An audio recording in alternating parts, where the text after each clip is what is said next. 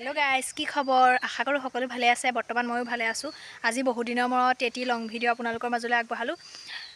আজি আমাৰ গাঁৱত আৰম্ভ হ'ব অবিৰত ভাগৱত পাঠ। তাৰ বাবে ওলাইছোঁ, এয়া ৰেডি হৈ মেলি ওলাইছোঁ আৰু এতিয়া যাম।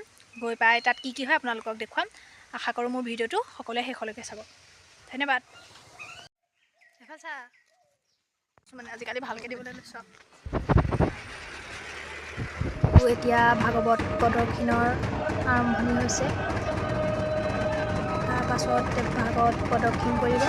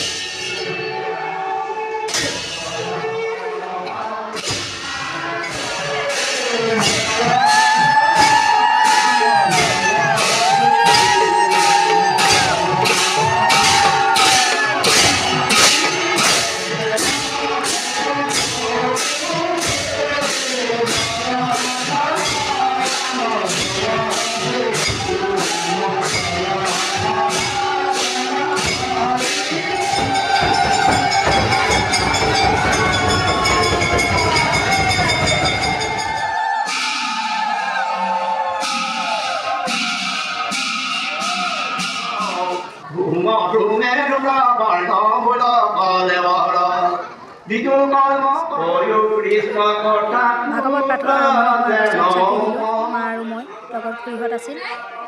ভাগৱতৰ চাহকণ বহুত বেছিয়ে সোৱাদ, বহুত ভাল লাগে খাই।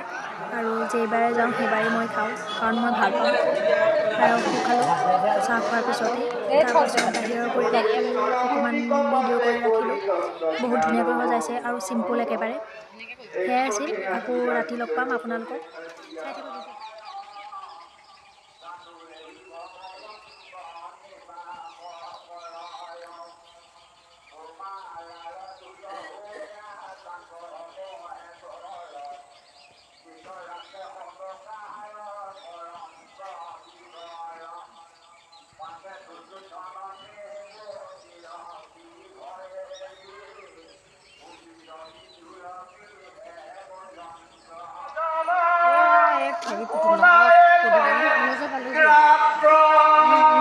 কাহানি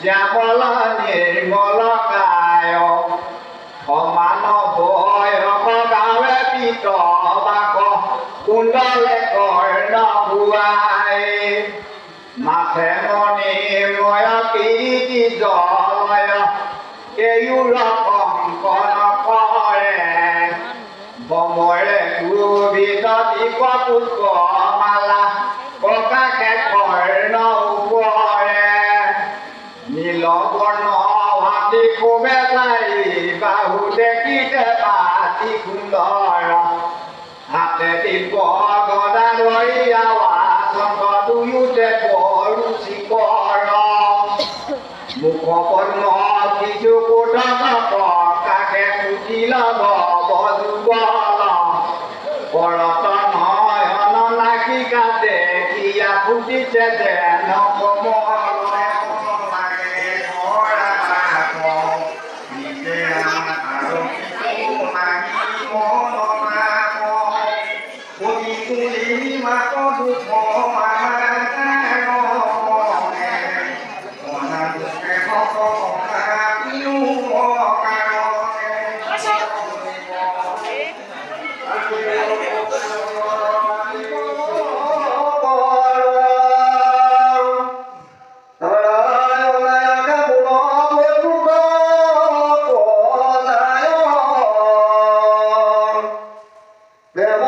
কৰিয়া কবিৰ মুকুন বিভূষিত